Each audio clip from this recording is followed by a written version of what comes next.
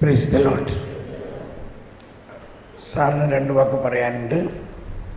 Please.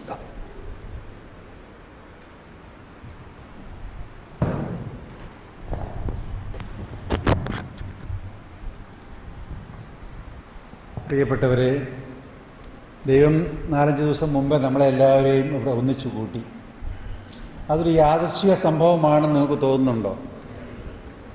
ദൈവത്തിൻ്റെ അനന്തമായൊരു പരിപാലനയുടെ ചരിത്രം ഇതിൻ്റെ പുറകിലുണ്ട്.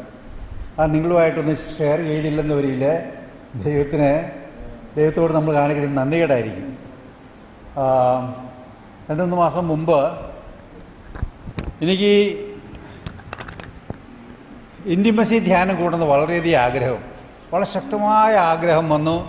എൻ്റെ മകൾ അബുദാബിയിൽ നിന്ന് എപ്പോഴും വിളിച്ച് പറയും, അപ്പച്ചാ പോയി തോമസ് പോളിൻ്റെ ഇൻറ്റിമസി ധ്യാനം കൂടണം. അപ്പോൾ പല പ്രാവശ്യം എനിക്കത് തോന്നി. ഞാൻ യൂട്യൂബിൽ പല ടോക്കുകൾ കേട്ടു. അപ്പോൾ എനിക്ക് എൻ്റെ ആഗ്രഹം ഒന്നുകൂടെ വർദ്ധിച്ചു. അപ്പോൾ എവിടെയാണ് ധ്യാനം ഉള്ളത്? അതുകൊണ്ട് ഞാൻ കേരളം മുഴുവൻ അന്വേഷിച്ചിട്ടും ഒരിടത്തൊരു ധ്യാനമില്ല. അപ്പോൾ അതുകൊണ്ട് ഞാൻ എൻ്റെ പ്രിയപ്പെട്ട എൻ്റെ സുഹൃത്ത് ആലീസ് കുട്ടിയെ വിളിച്ച് ചോദിച്ചു, എവിടെയെങ്കിലും ഇൻറ്റിമസി റിട്രീറ്റ് ഉണ്ടോ എന്ന് ചോദിച്ചു. അപ്പം പുള്ളിക്കാരത്തി പറഞ്ഞു, ഞാനൊന്ന് നോക്കട്ടെ എന്ന് പറഞ്ഞ് പുള്ളിക്കാരത്തിന് 10 മിനിറ്റ് കഴിഞ്ഞപ്പോൾ വിളിച്ചു പറഞ്ഞു, കേരളത്തിൽ ഒരിടത്തും അങ്ങനെ ഒരു ധ്യാനമില്ല. ഞാൻ ചോദിച്ചു, തോമസ് പോളിൻ്റെ ഏതെങ്കിലും ധ്യാന സെൻ്റർ കേരളത്തിലുണ്ടോ? അങ്ങനെയൊന്നും ഇല്ല എന്ന് പറഞ്ഞു. അപ്പം പിന്നെ പുള്ളിക്കാരത്തി പറഞ്ഞു, ഞാനൊരു കാര്യം ചെയ്യാം, തോമസ് പോളിൻ്റെ കൂടെ പാട്ട് പാടുന്ന ഷാജിയുടെ നമ്പർ തരാമെന്ന് പറഞ്ഞു. ഞാൻ പുള്ളിക്കാരത്തിയുടെ നമ്പർ തന്നു. ആ നമ്പർ കിട്ടിയ ഉടനെ തന്നെ ഞാൻ ഷാജിയെ വിളിച്ചു. അത്ഭുതം എന്ന് പറയട്ടെ, വിളിച്ച ഉടനെ പുള്ളിക്കാരനെ കിട്ടി. പുള്ളിക്കാരനായിട്ട് സംസാരിച്ചു. അന്നേരം പറഞ്ഞു, ഇവിടെ കേരളത്തിൽ ധ്യാനമൊന്നുമില്ല, ജർമ്മനിലാണ് തോമസ് പോള്, വരുന്നത് ഇന്ന സമയത്താണ്, ഒരാഴ്ച സമയം ഫ്രീ ആയിട്ടുണ്ട്, അത് നിങ്ങളിവിടെ പാലായിലോ മറ്റോ എവിടെയെങ്കിലും എന്നെ അറേഞ്ച് ചെയ്യണം, വന്ന് ധ്യാനിപ്പിക്കാമെന്ന് പറഞ്ഞു. ഞാൻ മാത്രമേ ഉള്ളൂ, വീട്ടിൽ നിന്ന് വിളിക്കുകയാണ്, ആരോടും ആലോചിക്കാനൊന്നുമില്ല. ഞാൻ അവിടെ വെച്ച് തന്നെ പറഞ്ഞു, പാലായ്ക്ക് വേണമെന്ന് പറഞ്ഞു. പാലായ്ക്ക് ആ ധ്യാനം വേണമെന്ന് ഞാൻ അവിടെ വെച്ച് തന്നെ അങ്ങ് പറഞ്ഞു. അപ്പം ഞാൻ ആരോടും ആലോചിച്ചില്ല, ഒരു അന്വേഷണം നടത്തിയില്ല, കൺസൾട്ടേഷൻ നടത്തിയില്ല, അച്ഛന്മാരോട് ചോദിച്ചില്ല, ധ്യാനമന്ദിരക്കാരോട് ചോദിച്ചില്ല, എവിടെ കൊണ്ടേ ധ്യാനം നടത്തുന്നത്. അപ്പം പിന്നെ ഞാൻ അന്വേഷണം തുടങ്ങി. 2-3 ധ്യാനമന്ദിരങ്ങളിൽ ചോദിച്ചപ്പോഴത്തേനും അവർക്ക് ഈ ആഴ്ച മുഴുവൻ ധ്യാനം നേരത്തെ ഫിക്സ് ചെയ്തു പോയി. അപ്പോൾ അത് കിട്ടത്തില്ല. പിന്നെ അവസാനം ഞാൻ ഇവിടെ വന്നു. ഇവിടെ സിസ്റ്ററുമായിട്ട് നല്ല പരിചയമുണ്ട്. അപ്പോൾ സിസ്റ്റർ പറഞ്ഞു, ഇവിടെ 3 ധ്യാനമുണ്ട്, പക്ഷേ ഈ സമയത്ത് ഇവിടെ ഫ്രീ ആണ്. അത് ഇവരുടെ ക്ലീനിങ്ങിന് വേണ്ടിയിട്ട് വിശ്രമത്തിന് വേണ്ടിയൊക്കെ ഇട്ടിരിക്കുന്ന സമയമാണ്. ഞാൻ പറഞ്ഞു, ഇത് തോമസ് പോളിൻ്റെ ധ്യാനമാണ്, വളരെ റെയറായിട്ടുള്ള ധ്യാനമാണ് എന്ന് പറഞ്ഞപ്പോഴത്തേക്കും സിസ്റ്റർ പറഞ്ഞു, ഓക്കെ നമുക്കാകാമെന്ന് പറഞ്ഞു. അങ്ങനെ ദൈവത്തിന് വലിയൊരു അനുഗ്രഹമായിരുന്നു ഈ സ്ഥലം നമുക്ക് ധ്യാനം നടത്താനായിട്ട് കിട്ടിയത്. അതാണ് ദൈവത്തിന് വലിയൊരു പരിപാലനം. വേറൊന്നുള്ളത്, ഞാൻ വിളിച്ച ഉടനെ ഷാജിയെ കിട്ടി, ധ്യാനം ബുക്ക് ചെയ്തു. പിന്നെ ഞാൻ 5-8 പ്രാവശ്യം ഷാജിയെ വിളിച്ചിട്ടും പുള്ളിക്കാരൻ്റെ ഫോണിലിരിക്കുന്ന കണക്ഷൻ കിട്ടുന്നില്ല. ഇവിടെ വരുന്നിടം വരെ പുള്ളിക്കാരനോട് എനിക്ക് ബന്ധപ്പെടാൻ സാധിച്ചിട്ടില്ല. അപ്പം നോക്കണം, ഞാൻ വിളിക്കുന്ന സമയത്ത് ഷാജിയെ കിട്ടുന്നില്ലെങ്കിൽ ഇങ്ങനൊരു ധ്യാനം ഇവിടെ ഉണ്ടായില്ല. അതിനുശേഷം ഞാൻ പല പ്രാവശ്യം വിളിച്ചിട്ട് ഷാജിയെ എനിക്ക് ഫോണിൽ കോൺടാക്ട് ചെയ്യാൻ സാധിക്കില്ലായിരുന്നു. അപ്പോൾ അങ്ങനെ ആദ്യത്തെ കോളിൽ തന്നെ ഇത് ബുക്ക് ചെയ്യാൻ സാധിക്കുകയും പിന്നെ കോണ്ടാക്റ്റ് പോയി. ബ്രദർ തോമസ് പോളുമായിട്ട് എനിക്ക് ആരും ബന്ധവും ഇല്ല, ഈ കോണ്ടാക്റ്റ് അറിയത്തില്ല, നമ്പറും അറിയത്തില്ല. പക്ഷേ 2 ആഴ്ച കഴിഞ്ഞപ്പോഴത്തേനും തോമസ് പോൾ എനിക്ക് ജർമ്മനിയിൽ നിന്ന് വിളിച്ചു, ധ്യാനത്തെ പറ്റിയൊക്കെ ചോദിച്ചു, കൺഫേംഡ് ആക്കി. അപ്പോൾ എനിക്ക് വലിയൊരു ആശ്വാസമായി. പിന്നെ ബന്ധപ്പെടാനായിട്ട് വലിയ ബുദ്ധിമുട്ടാണ്, കാരണം നമുക്ക് ഇവിടുന്ന് അങ്ങോട്ട് വിളിക്കാൻ ബുദ്ധിമുട്ട്. തോമസ് പോൾ ബിസി ആയിരിക്കും. പിന്നെ അവസാനം ഞങ്ങൾ വാട്സപ്പിൽ കോണ്ടാക്റ്റ് ആയപ്പോഴത്തേനും പിന്നെ വളരെ കംഫർട്ടബിളായി. നോക്കണം, ദൈവത്തിൻ്റെ ഓരോ പ്രവർത്തനങ്ങൾ. അത് തന്നെയുമല്ല, ഞാൻ ഈ പാലായിൽ ഈ ധ്യാനം വെച്ചതിന് പ്രത്യേക ഉദ്ദേശം, ഈ പാലാ മേഖലയിലെ 80, 81, 82, 85 വരെയുള്ള കാലഘട്ടത്തിൽ കുറേയേറെ ആൾക്കാർ ധ്യാനം കൂടുകയും അവരെല്ലാം നല്ല നേതൃത്വ സ്ഥാനത്ത് ഇവിടെ പ്രവർത്തിക്കുകയും ചെയ്യുന്നവരാണ്. അപ്പോൾ അവർക്ക് നല്ലൊരു ഗ്രോത്ത് ആയിരിക്കുമല്ലോ ഇത് എന്നുള്ളതായിരുന്നു എൻ്റെ മനസ്സിലുണ്ടായിരുന്ന കണക്കൂട്ടൽ. അപ്പോൾ അവരെല്ലാം വരികയാണെന്നൊരിൽ ആൾക്കാർ മിച്ചമായിരിക്കും. അപ്പോൾ ആ വിവരം ഞാൻ ഇവിടുത്തെ ഡയറക്ടർ അച്ഛനോട് പറഞ്ഞപ്പോഴത്തേനും അച്ഛൻ പറഞ്ഞു, സാറേ അത് എങ്ങനെ നടക്കുന്നത്? 2 ആഴ്ച കഴിയുമ്പോൾ ഇവർക്ക് വേണ്ടി തന്നെ ഒരു പ്രത്യേക ധ്യാനം ഞാൻ അറേഞ്ച് ചെയ്തിട്ടുണ്ട്. അപ്പോൾ അവർ തോമസ് പോളിൻ്റെ ഈ ധ്യാനത്തിൽ വന്ന് പങ്കെടുത്താൽ മറ്റേതിനെങ്ങനെയാണ് പങ്കെടുക്കുക? അപ്പോൾ അതുകൊണ്ട് രണ്ടിലും പങ്കെടുക്കാനായിട്ട് അവർക്ക് നിവൃത്തിയില്ല. അത് സാമ്പത്തിക പ്രയാസങ്ങളുണ്ട്. അതുകൊണ്ട് അവരിൽ 5 or 6 പേര് മാത്രമേ ഇവിടെയുള്ളൂ. അവരെല്ലാവരും കൂടെ ഈ ധ്യാനത്തിലേക്ക് വന്നിരുന്നവരിൽ ഇവിടെ ഇരിക്കുന്ന നിങ്ങൾക്ക് ആർക്കും ഒരു സീറ്റ് കിട്ടില്ലായിരുന്നു. കാരണം ഇവിടെ ആപ്പാടെ എടുക്കാവുന്ന 100, 120, 130 പേരെ ഇവിടെ എടുക്കാൻ സാധിക്കുകയുള്ളൂ. അപ്പോൾ ഇവിടെ ഉണ്ടായിരുന്ന എൻ്റെ മനസ്സിലുണ്ടായതാണ് മാൻ പ്രപ്പോസസ് ഗോഡ് ഡിസ്പോസസ് എന്ന് പറയുന്നതാണ്. ഞാനൊന്ന് ചിന്തിച്ചു, പക്ഷേ ദൈവത്തിൻ്റെ പ്ലാൻ പദ്ധതിയായിരുന്നു. ഇതിപ്പം കേരളത്തിൻ്റെ നാനാഭാഗങ്ങളിൽ, ഇന്ത്യയുടെ വിവിധ ഭാഗങ്ങൾ പോലും ആൾക്കാരെ ദൈവം കൊണ്ടുവന്നു. ദൈവം അനാദി മുതലേ നിശ്ചയിച്ചിരുന്നു നമ്മളെല്ലാവരും ഇവിടെ ഒന്നിച്ചുകൂടി പ്രാർത്ഥിക്കണമെന്നും വചനം പഠിക്കണമെന്നും ഈ ധ്യാനത്തിൽ പങ്കെടുക്കണമെന്നും. അതൊരു കാര്യം. അത് നമുക്ക് ദൈവത്തെ പ്രത്യേകം നന്ദി പറയണം.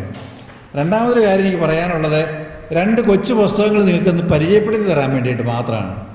എന്നെ വളരെയധികം സ്പർശിച്ചൊരു ബുക്കാണിത്. ഞാനൊരു 3-4 വർഷം മുമ്പ് ഒരു വീട്ടിൽ ചെന്നപ്പോൾ ഒരു കിളവനായ മനുഷ്യൻ, 90-93 വയസ്സുള്ള ഒരു കിളവൻ തിണ്ണയിരിക്കുകയാണ്. ഞാൻ ചെന്ന് എന്നോട് വലിയ വാത്സല്യ വർത്തമാനം പറഞ്ഞു. കുറച്ച് കഴിഞ്ഞപ്പോഴത്തേനും പുള്ളിക്കാരൻ അവിടുന്ന് എഴുതി നേരെ മുറിക്കകത്തോട്ട് പോയി. ഇറങ്ങി വന്നപ്പോൾ ഒരു കീറിപ്പറഞ്ഞൊരു പ്രാർത്ഥനാ പുസ്തകമായിട്ടാണ് വന്നത്.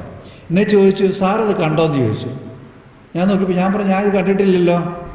അപ്പോൾ ഞാനത് തുറന്നു നോക്കി വായിച്ചപ്പോൾ കർത്താവിൻ്റെ കുറേ വാഗ്ദാനങ്ങളാണ്. വാഗ്ദാനങ്ങൾ ഓരോന്നും വായിച്ചപ്പോൾ തന്നെ കോരി തെരിപ്പിക്കുകയായിരുന്നു. അത്രമാത്രം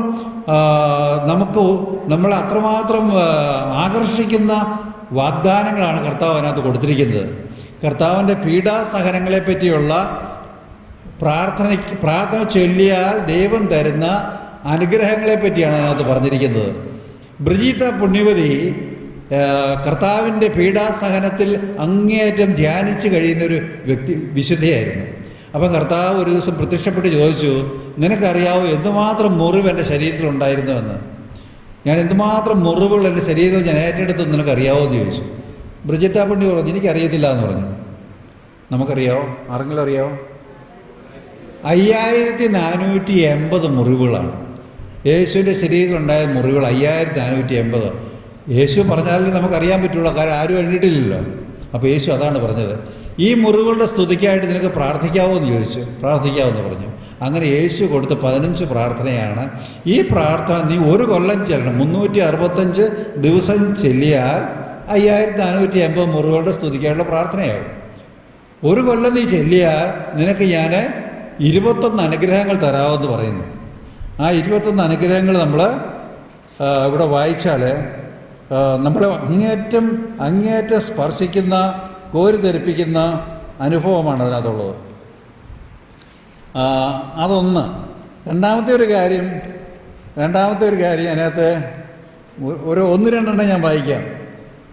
ഈ പ്രാർത്ഥന ചൊല്ലുന്നവർ പുണ്യപൂർണതയുടെ ആദ്യ തലത്തിലെത്തും. പുണ്യപൂർണതയുടെ ആദ്യ തലത്തിലെത്തും ഈ പ്രാർത്ഥന ചെല്ലുന്നവർ. 1 കൊല്ലം നിർത്താതെ, തടസ്സപ്പെടാതെ, ബ്രേക്ക് ചെയ്യാതെ ചെല്ലുന്നവർ പുണ്യപൂർണതയുടെ തലപ്പത്തിലും. സ്വർഗസ്വനായ പിതാവ് പൂർണ്ണനായിരിക്കത്തില്ല, പൂർണ്ണരായിരിക്കാൻ കർത്താവ് ആവശ്യപ്പെടുന്നു. ആ പൂർണ്ണതയിലേക്ക് നമുക്ക് എത്തുവാനായിട്ട് കർത്താവ് എത്തിക്കും. ഇത് നമ്മുടെ വർക്കല്ല, കർത്താവ് എത്തിക്കും.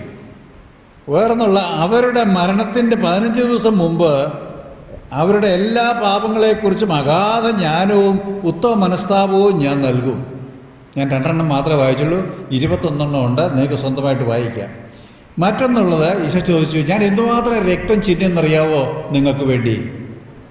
ബ്രിജിത്ത പുണ്യം പറഞ്ഞു, എനിക്കറിയത്തില്ല. 28,430 ഡ്രോപ്സ് ഓഫ് ബ്ലഡാണ് ഈശോ ചിന്തിയത്.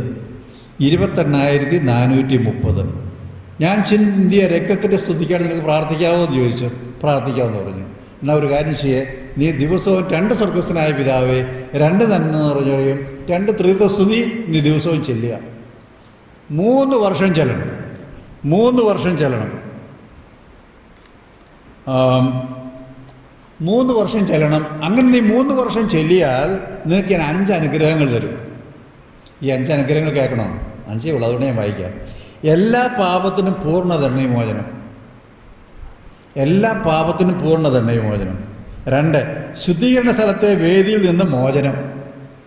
അപ്പോൾ ശുദ്ധീകരണത്തിലും കൂടാതെ നേരെ സ്വർഗത്തിലേക്ക് പോകും. ഇപ്പം 3 വർഷം കർത്താവ് പറഞ്ഞിരിക്കുന്നത്, നമ്മൾ ചൊല്ലിത്തുടങ്ങി നമ്മൾ ഇടയ്ക്ക് വെച്ച് മരിച്ചു പോയാലോ? കർത്താവ് പറഞ്ഞു, അങ്ങനെ മരിച്ചാൽ അത് 3 വർഷമായിട്ട് ഞാൻ കണക്കാക്കും. മറ്റൊന്ന്, നിന്റെ മരണം ഒരു രക്തസാക്ഷിയുടെ മരണമായിട്ട് ഞാൻ കണക്കാക്കും. അടുത്തത്, നിന്റെ തലമുറയിൽപ്പെട്ട നിന്റെ പുരജനത്തിൻ്റെ ആത്മാക്കളെ 4 തലമുറയോളം സ്വീകരിക്കാൻ ഞാൻ പ്രത്യക്ഷപ്പെടുന്നതായിരിക്കും. ഇതാണ് കർത്താവ് ബ്രിജിത്ത പുണ്യവതി കൊടുത്ത വാഗ്ദാനം. ഇത് വാസ്തവത്തിൽ എത്ര എളുപ്പമാണ്. നമ്മുടെ നിത്യരക്ഷ ഗ്യാരണ്ടി ചെയ്യുന്ന ഒരു പ്രാർത്ഥനയാണ്. ഞങ്ങൾ ചൊല്ലിക്കൊണ്ടാണ്, ഞാനും ഭാര്യ ചൊല്ലിക്കൊണ്ടാണ് ഇരിക്കുന്നത്.